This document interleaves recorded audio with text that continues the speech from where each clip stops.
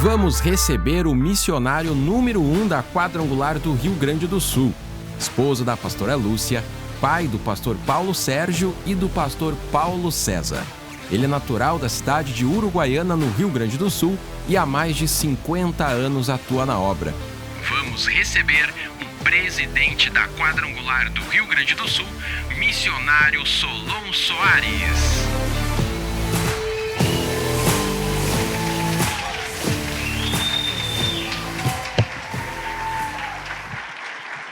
Aleluia! Glória a Deus!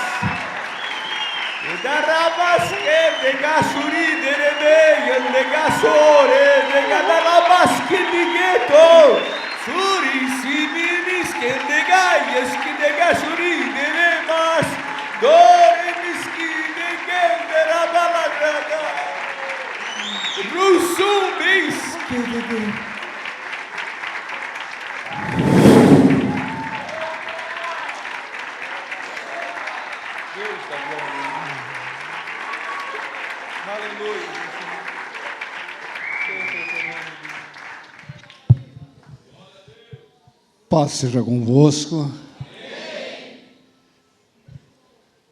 Eu acho que um misto de emocionado com a presença também do Espírito Santo e de vocês. Pode sentar.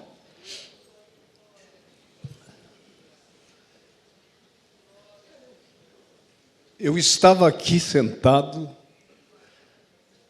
e pensando no nosso primeiro congresso de missões do estado do Rio Grande do Sul,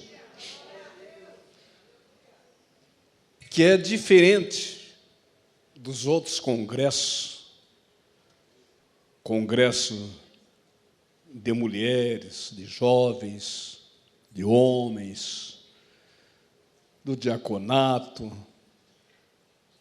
e assim por diante, de crianças, porque os demais, afora esse que estamos inaugurando hoje, são congressos missionários, que já existem nas igrejas espalhadas pelo Estado, um núcleo funcionando de missionário, grupo missionário de jovens, grupo missionário de homens, grupo missionário de senhoras e mulheres, enfim, diaconato.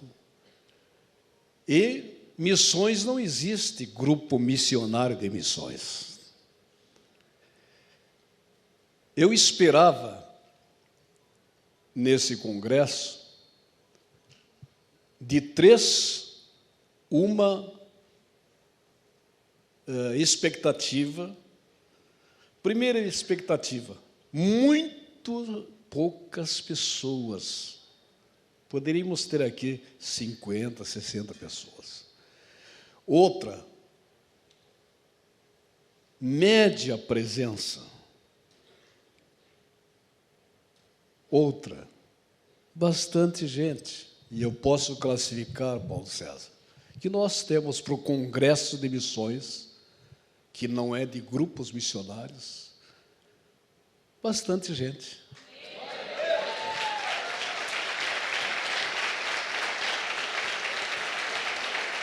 Quero parabenizar a vocês que vieram de longe, de média distância ou de perto, interessados em missões. E quero fazer uma diferenciação aqui do que, com certeza, eu posso falar, uma mostra do Espírito Santo que me deu aqui sentado. Eu chorei muito ali sentado, quando eu recebi do Espírito Santo. Todos os trabalhos da Igreja de Cristo, seja o pastor, seja o atendente de célula, seja presidente de grupos, seja qual for o grupo, seja qual for a atividade no corpo ministerial da igreja, é muito importante, é de suma importância. E isso que eu estou falando para vocês, eu recebi ali sentado, aonde agora está a Lúcia, minha esposa. E ali sentado eu chorei muito. E eu quero passar para vocês o que eu recebi ali. Não é o que eu vou falar, o que eu recebi ali, do que eu estou falando agora. E, repito, todas as atividades ministeriais das igrejas ou da igreja num todo é de suma importância. Mas, o que eu recebi ali, Paulo César, fica de pé, por gentileza, e vem aqui. Eu quero mostrar para vocês como é que eu recebi. Todo trabalho pastoral, missionário, entrega de folheto, como falou aqui a Andressa, e outras áreas do ministério são de suma importância. Sabe o que representa isso? Eu vou fazer aqui o que eu recebi ali. Aqui está Jesus, representando Ele, o que eu recebi ali. Todos os trabalhos representam isso.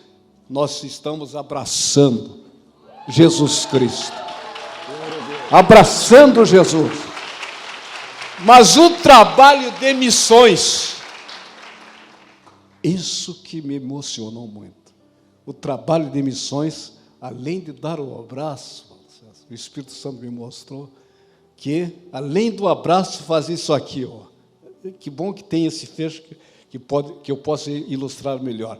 O trabalho de missões é isso aqui, ó. Além do abraço, faz isso aqui, abraçou Jesus, e o trabalho de missões está beijando o coração de Jesus Cristo, que pulsa pelas almas.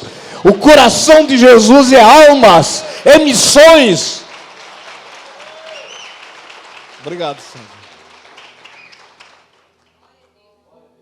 Eu cheguei a enxergar um coração ali na minha frente, batendo assim, e pessoas beijando, e o Espírito Santo me dizendo: missões é isso, é beijar o coração de Jesus Cristo.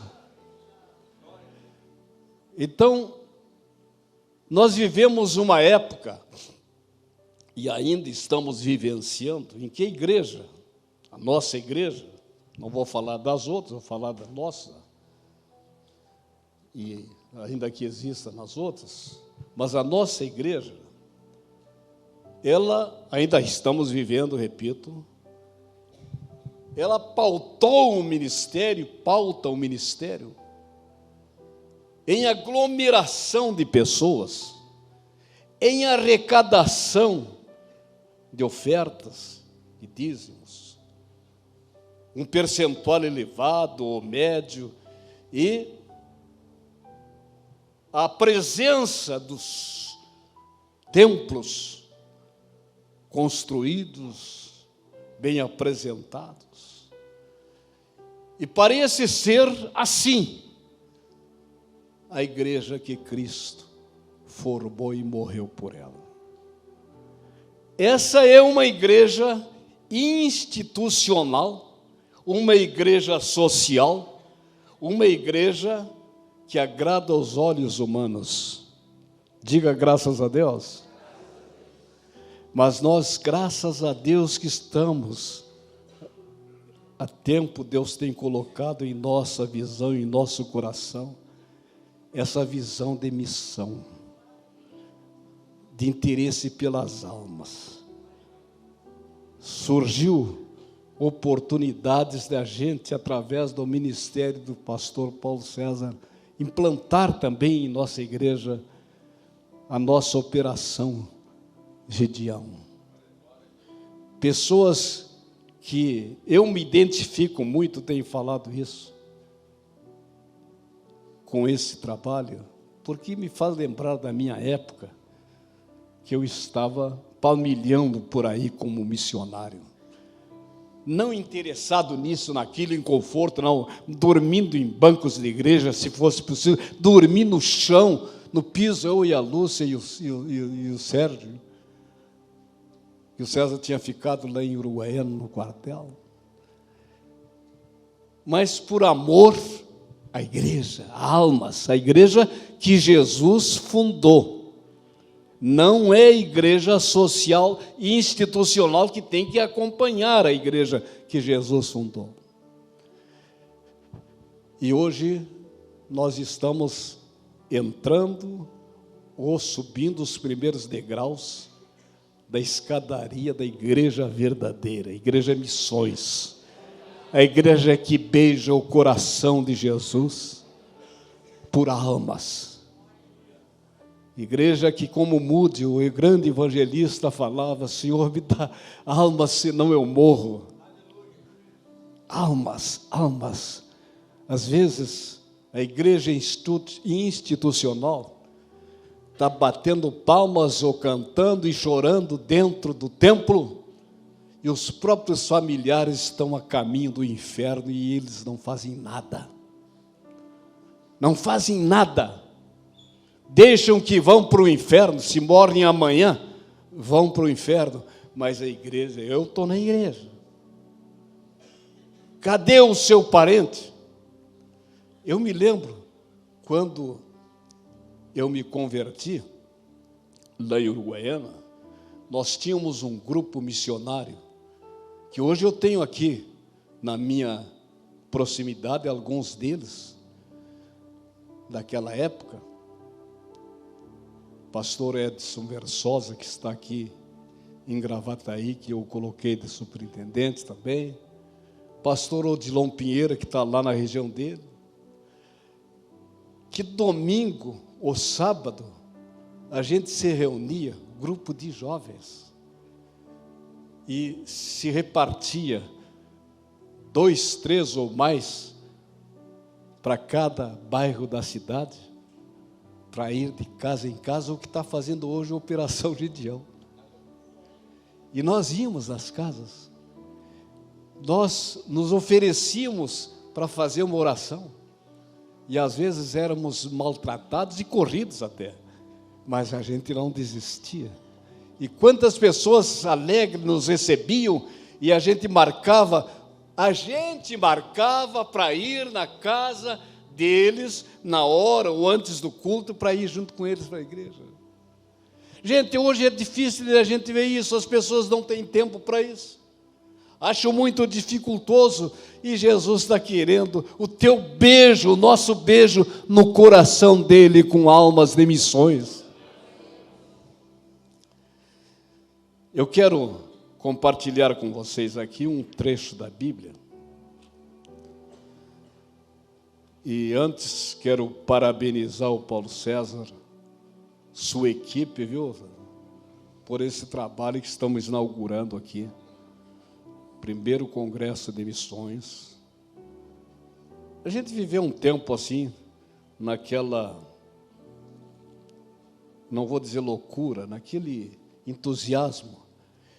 Alugar um salãozinho, botar algumas cadeiras e uma caixinha de som e microfone, e tinham ali algumas pessoas, e aquilo era feliz.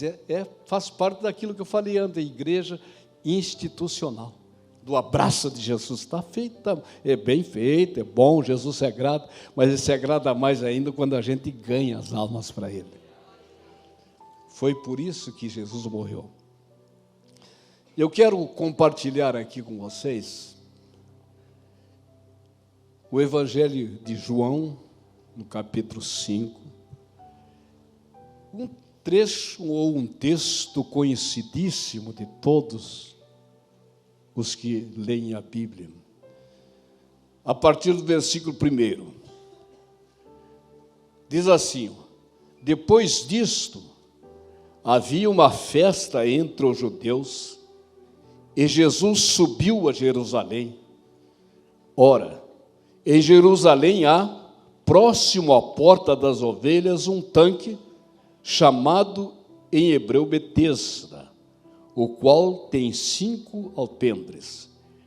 Nestes jazia grande multidão de enfermos, cegos, mancos e ressecados, esperando o movimento das águas. Porquanto um anjo descia um certo tempo ao tanque e agitava a água. E o primeiro que ali descia, depois do movimento da água, sarava de qualquer enfermidade que tivesse. E estava ali um homem que havia 38 anos se achava enfermo. E Jesus, vendo este deitado, e sabendo que estava neste estado havia muito tempo, disse-lhe: queres ficar curado? O enfermo respondeu-lhe: Senhor, eu não tenho homem algum que, quando a água é agitada, me meta no tanque, mas enquanto eu vou, desce outro antes de mim. Jesus disse-lhe: levanta-te, toma a tua cama e anda. Logo aquele homem ficou são e tomou a sua cama e partiu, e aquele dia era dia de sábado. Nesse texto bíblico, que eu quero compartilhar algumas coisas convosco. Primeiro, Jesus, diz aqui, ele soube de uma festa que havia em Jerusalém, não é isso? Havia uma festa em Jerusalém e Jesus ia lá para a festa. E na porta das ovelhas, lá tinha várias portas com nomes, e essa aqui era a porta das ovelhas, que dava acesso para a festa e também dava acesso para o tanque de Betesda. Jesus entrou na porta das ovelhas, ou pela porta das ovelhas, e, ao invés, preste atenção, gente, de ele se dirigir à festa, ele se dirigiu ao tanque de Betesda. Ele se dirigiu ao lugar dos sofredores. Isso, que lição que nos dá, mas que coisa, que lição que nos dá. E eu quero parabenizar a vocês que também, quem sabe, deixaram de ir em algum outro lugar e vieram aqui para o Congresso de Missões para ouvir a respeito de Jesus. Mas a lição que ele nos dá é que às vezes a gente tem que abdicar de alguma coisa festiva para ir em busca de almas. Às vezes a gente tem que abandonar festas. Não é que seja uma festa de pomposidade, mas alguma coisa que nos daria mais prazer para ir em busca de almas. Então, essa é a primeira lição. Jesus ia para a festa, mas não foi para a festa. Fala comigo, Jesus ia para a festa, mas não foi para a festa. Que coisa, né? Ele foi no tanque de Betesda. Você sabe que aqui, Betesda, esse tanque, no original, todos vocês sabem disso, quer dizer casa de misericórdia. Betesda quer dizer casa de misericórdia.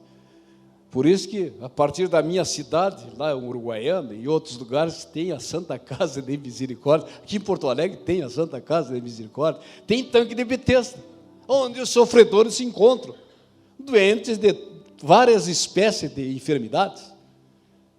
Aí Jesus chega, e eu quero falar alguma curiosidade para vocês, compartilhar.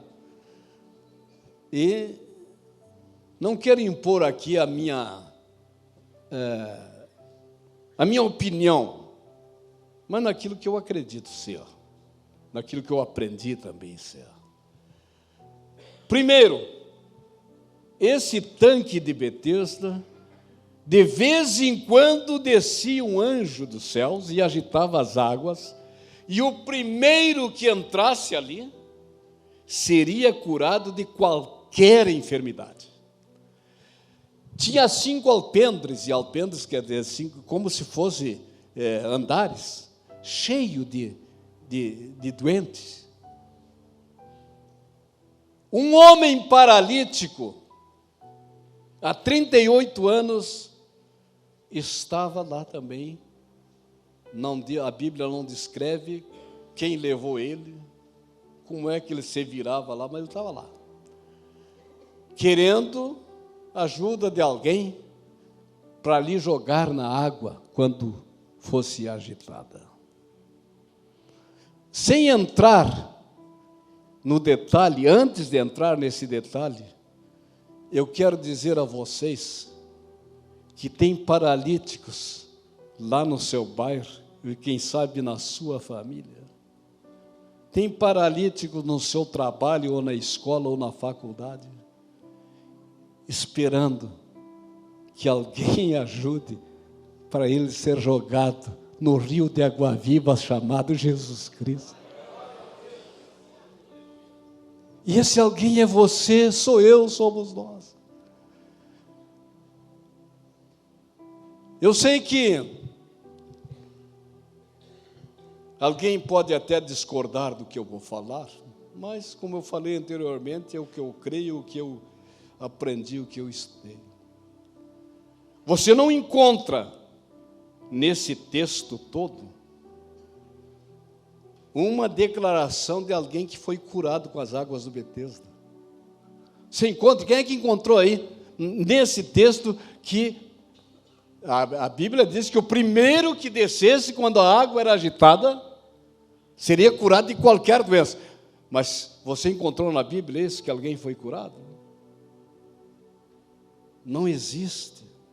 Não existe no trecho bíblico, no texto bíblico, que alguém foi curado pelas águas agitadas. Mas existe que alguém foi curado por Jesus Cristo. Isto, gente,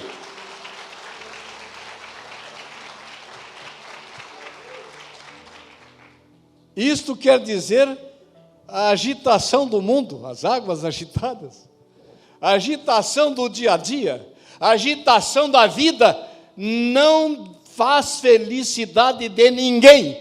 Só Jesus é a felicidade verdadeira.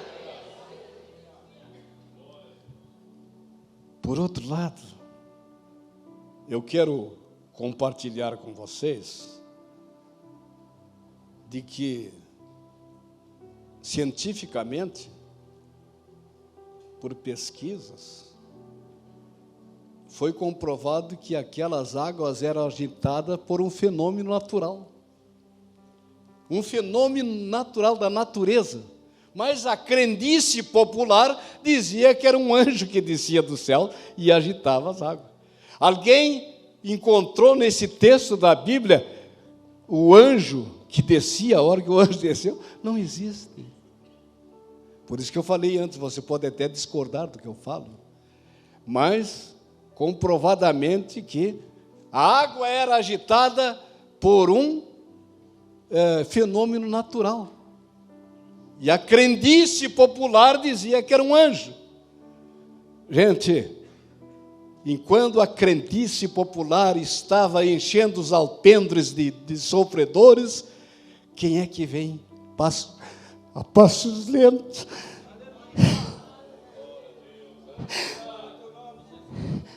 Quem é que caminha a passos lentos? E a crendice popular há anos e há anos esperando. E lá vai ele, em direção à verdadeira manifestação sobrenatural, Jesus Cristo. Ninguém sabia quem ele era, mas ele vai em direção de alguém que estava abandonado, de alguém que ninguém lhe ajudava. E ele faz uma pergunta: você quer ser curado? Enquanto a crendice popular esperava nas águas, Jesus estava ali. Gente, A crendice popular está cheia lá no seu bairro, na sua cidade, aqui em Porto Alegre, a crendice popular oferecendo uma série de esperança. Mas você sabe quem é a esperança verdadeira? Apresenta Jesus a essa gente. Faça missões, apresente Jesus.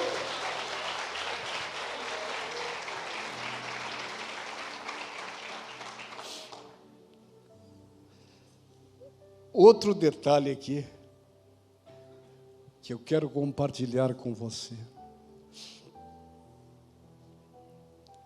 é a situação deste homem. Diz aqui, deixa eu ver se eu encontro aqui, ele estava, e Jesus, e estava ali um homem que havia 38 anos se achava enfermo. Eis o detalhe. Eu gosto de ver os irmãos fazerem isso, eu vou copiar deles. Fala para o teu irmão aí, fala assim, ó, eis o detalhe, fala aí. E é um detalhe, gente, é um detalhe importantíssimo. A Bíblia não fala o nome desse homem. E outra coisa que a Bíblia não fala, a idade desse homem. Você vai me dizer assim, ele tinha 38 anos. Não, a Bíblia não fala a idade dele. A Bíblia fala o seguinte, havia 38 anos que ele estava doente, que ele sofria, ele é paralítico. Mas ninguém sabe a idade dele. Mas um detalhe, gente, esse detalhe que é...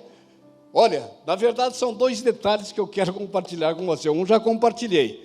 A água era agitada por um fenômeno natural. E Jesus curou o homem por um fenômeno sobrenatural.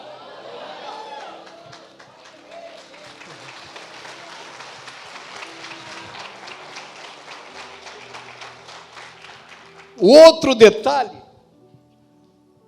detalhe que eu vejo aqui, eu quero compartilhar convosco, é que o homem não aparece o seu nome. O homem não diz o nome dele aqui na Bíblia. E também não diz a idade dele. Porque aí 38 anos era que ele sofria, não é a idade dele.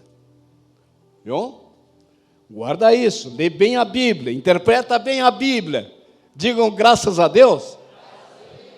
Agora, o que me chama a atenção é que a resposta do homem para Jesus, eu quero ser curado. Mas quando a água é agitada, eu não tenho homem algum que me ajude. Isso é emocionante. Pastores, isso é emocionante. Irmãos, pastores, isso é emocionante. Quantos paralíticos, já falei isso, estão na tua própria família? Paralíticos espirituais, não físicos. Quantos paralíticos estão na tua vizinhança? Quantos estão ali e dizem assim, eu não quero ir para o inferno, mas eu não tenho ninguém que me ajude.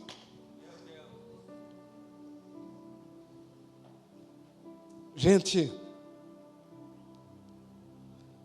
sabe o que me emociona nesse texto? É que a persistência do paralítico. Eu não sei como é que ele se virava ali. 38 anos, dá para entender que ele estava ali. Porque 38 anos, ele sofria da doença, o tanque de Betesda já existia, e souberam do tanque de Betesda, pegaram ele e levaram ele lá, quem sabe até para querer se ver livre dele. E ele, sabendo que quem descia nas águas quando era agitado, o primeiro era curado. Gente, sabe o que me chama a atenção? Eu não vou fazer essa ilustração aqui que me veio na cabeça, porque iria ficar difícil aqui. Mas cada vez que alguém gritava, Padovan, a água é agitada. O paralítico se apoiava assim e andava, quem sabe, menos de meio metro, e parava. Mas ele não pedia para levar ele para casa. Ele: não vou esperar a outra agitação da água. De novo ele estava ali, esperando. E a gritaria vinha: a água é agitada. E ele andava mais 20 centímetros, se arrastando. Mas ele não desistia. Diz aqui o texto que há 38 anos ele estava enfermo. Dá a entender que esses 38 anos levaram ele para lá. Vamos dizer que não fosse os 38, mas 30 anos. Cada ano, cada dia ele andava 20 centímetros, cada dia andava 10 centímetros, cada dia andava 20 centímetros, mas ele queria chegar lá na beira d'água para se jogar na água. Gente, a persistência de você com uma alma deve copiar a persistência desse paralítico. Eu várias vezes ouvi o César falar para mim: fulano, ciclano, mas eu não desisto dele. É persistência. Eu vou jogar ele na água do rio de Água Viva. Gente, 38 anos que estava enfermo, se achava enfermo. Não diz aqui quanto tempo ele estava ali no tanque de Betesda, mas subentende-se que estava ali há muito tempo, porque ele estava arrastado pela crendice popular.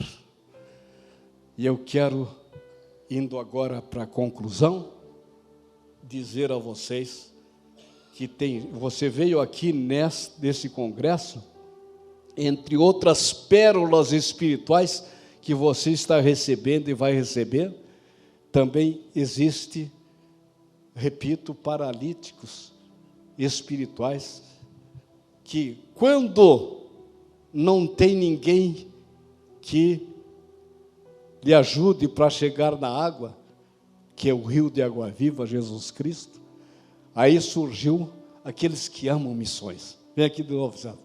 Aqueles que beijam o coração de Jesus e cada vez está indo para um paralítico perdido. Aqui está um exemplo com a sua equipe de resgate daqueles drogados, a escória da sociedade, mas teve alguém que empurrou, teve alguém que ajudou e jogou no rio de água viva, Jesus Cristo. Obrigado.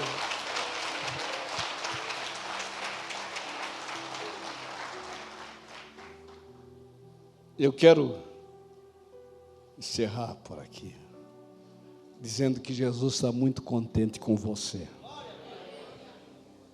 Não é um sacrifício que você fez, é uma vontade de beijar o coração de Jesus pelas almas. Procure ajudar aqueles que precisam de você, mesmo na sua família, mesmo na sua vizinhança, na célula. Não é só aglomeração de gente, é vida eterna, é salvação. Senhor, eu quero, mas não tem homem algum que me ajude. Hoje, na igreja do Evangelho Quadrangular, aqui do Rio Grande do Sul, como já acontece em outros lugares, estou falando aqui do Sul, existem homens que ajudam os paralíticos a chegarem no rio de água viva. Existem os missionários, existem as missionárias, existem os obreiros, existem aqueles que amam missões. Fica de pé agora.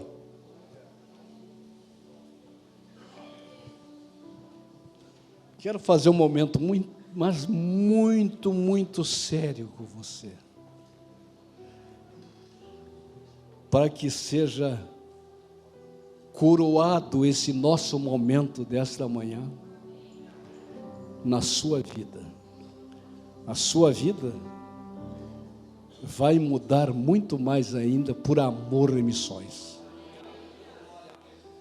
Olha aqui para mim. Você vai fazer esse gesto.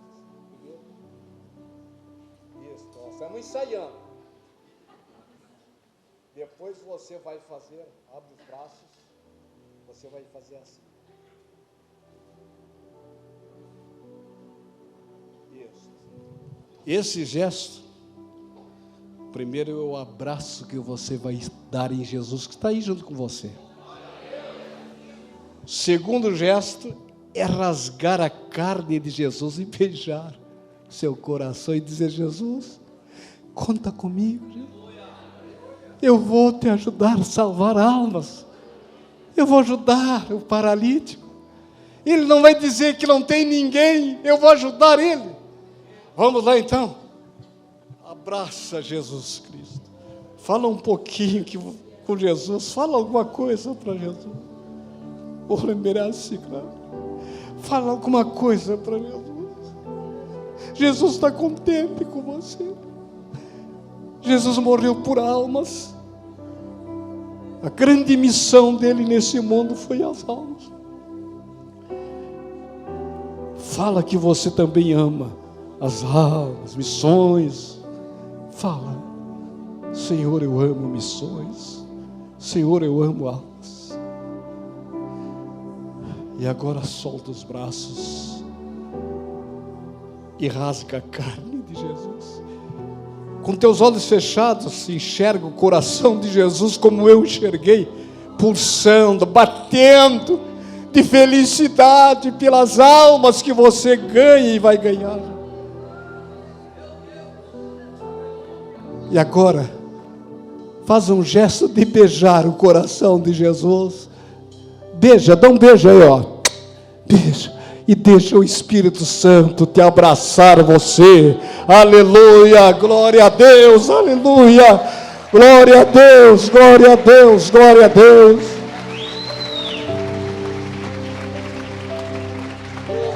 Glória a Deus.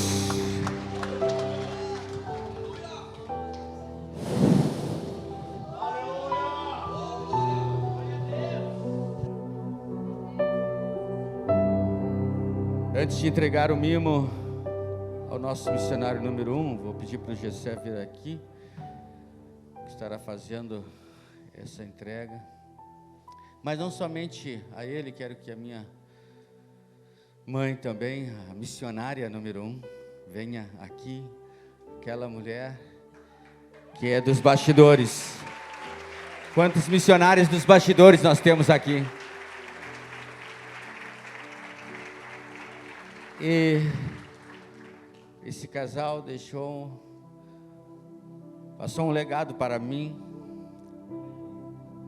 para o meu irmão, pastor Sérgio Soares. E nós temos passado para os nossos filhos, Gessé, Emanuel, Judá e os filhos do reverendo Sérgio. E esse mimo representa o coração que esse casal missionário número 1 do Rio Grande do Sul tem. Amor pelas almas, não somente do Rio Grande do Sul, mas se conseguimos trazer todos os missionários transculturais nesse primeiro congresso, investimento alto, muito alto, é porque missionários número 1, eles investiram porque amam as almas que estão espalhadas pelo mundo inteiro, precisando de Jesus. Entrega aí, Gessé. E nosso mimo no primeiro congresso da Bíblia. Glória a Deus.